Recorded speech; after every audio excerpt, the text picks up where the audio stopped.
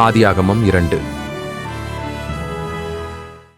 இவ்விதமாக வானமும் பூமியும் அவைகளின் சர்வசேனையும் உண்டாக்கப்பட்டு தீர்ந்தன. தேவன் தாம் செய்த தம்முடைய கிரியையை 7ஆம் நாளிலே நிறைவேற்றி தாம் உண்டாக்கின தம்முடைய கிரியைகளையெல்லாம் முடித்த பின்பு 7ஆம் நாளிலே ஓய்ந்திருந்தார். தேவன் தாம் சிருஷ்டித்து உண்டு பண்ணின தம்முடைய கிரியைகளையெல்லாம் முடித்த பின்பு அதிலே ஓய்ந்திருந்தபடியால் தேவன் 7ஆம் நாளை ஆசீர்வதித்து அதை பரிசுத்தமாக்கினார். தேவனாகிய கர்த்தர் பூமியையும் வானத்தையும் உண்டாக்கின நாளிலே வானமும் பூமியும் சிருஷ்டிக்கப்பட்ட வரலாறு இவைகளே. நிலத்தினுடைய சகலவித செடிகளும் பூமியின் மேல் இன்னும் உண்டாகவில்லை. நிலத்தினுடைய சகலவித பூண்டுகளும் இன்னும் முளைக்கவில்லை. ஏனெனில் தேவனாகிய கர்த்தர் பூமியின் மேல் இன்னும் மழையை பெய்ய பண்ணவில்லை. நிலத்தை பண்படுத்த மனுஷனும் இருந்ததில்லை. அப்பொழுது மூடுபனி பூமியிலிருந்து எழும்பி பூமியையெல்லாம் நனைத்தது. தேவனாகிய கர்த்தர் மனுஷனை பூமியின் மண்ணினாலே உருவாக்கி ஜீவ சுவாசத்தை அவன் நாசியிலே ஊதினார். மனுஷன் ஜீவாத்துமாவானான். தேவனாகிய கர்த்தர் கிழக்கே ஏதேன் என்னும் ஒரு தோட்டத்தை உண்டாக்கி தாம் உருவாக்கின மனுஷனை அதிலே வைத்தார். தேவனாகிய கர்த்தர் பார்வைக்கு அழகும் புசிப்புக்கு நலமுமான சகலவித விருட்சங்களையும் தோட்டத்தின் நடுவிலே ஜீவ விருட்சத்தையும் நன்மை தீமை அறியத்தக்க விருட்சத்தையும் பூமியிருந்து முளைக்க பண்ணினார். தோட்டத்துக்கு தண்ணீர் பாயும்படி ஏதேனிலிருந்து ஒரு நதி ஓடி அங்கே இருந்து பிரிந்து 4 பெரிய ஆறுகளாயிற்று.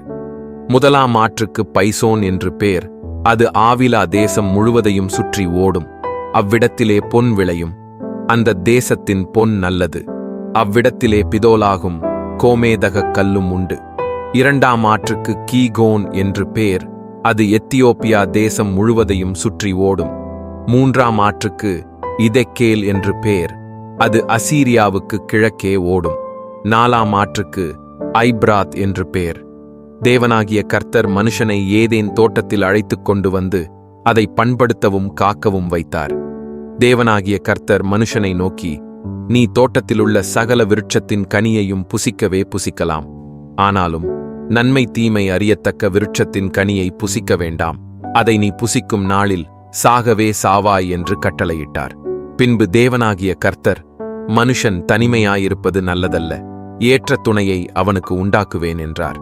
தேவனாகிய கர்த்தர் வெளியின் சகலவித மிருகங்களையும் ஆகாயத்தின் சகலவித பறவைகளையும் மண்ணினாலே உருவாக்கி ஆதாம் அவைகளுக்கு என்ன பேரிடுவான் என்று பார்க்கும்படி அவைகளை அவனிடத்தில் கொண்டு வந்தார். அந்தந்த ஜீவ ஜந்துக்கு ஆதாம் எந்தெந்த பேரிட்டானோ அதுவே அதற்கு பேராயிற்று. அப்படியே ஆதாம் சகலவித நாட்டு மிருகங்களுக்கும் ஆகாயத்து பறவைகளுக்கும் சகலவித காட்டு மிருகங்களுக்கும் பேரிட்டான். ஆதாமுக்கோ ஏற்ற துணை இன்னும் காணப்படவில்லை. அப்பொழுது தேவனாகிய கர்த்தர் ஆதாமுக்கு அயர்ந்த நித்திரையை வரப்பண்ணினார். அவன் நித்திரையடைந்தான். அவர் அவன் விலா எலும்புகளில் ஒன்றை எடுத்து அந்த இடத்தை சதையினால் அடைத்தார். தேவனாகிய கர்த்தர் தாம் மனுஷனில் எடுத்த விலா எலும்பை மனுஷியாக உருவாக்கி அவளை மனுஷனிடத்தில் கொண்டு வந்தார். அப்பொழுது ஆதாம், இவள் என் எலும்பில் எலும்பும் என் மாம்சத்தில் மாம்சமுமாயிருக்கிறாள். இவள் மனுஷனில் எடுக்கப்பட்டபடியினால் மனுஷி எண்ணப்படுவாள் என்றான். இது நிமித்தம் புருஷன் தன் தகப்பனையும் தன் தாயையும் விட்டு தன் மனைவியோடே இசைந்திருப்பான். அவர்கள் ஒரே மாம்சமாயிருப்பார்கள். ஆதாமும் அவன் மனைவியுமாகிய இருவரும் நிர்வாணிகளாயிருந்தும் வெட்கப்படாதிருந்தார்கள்.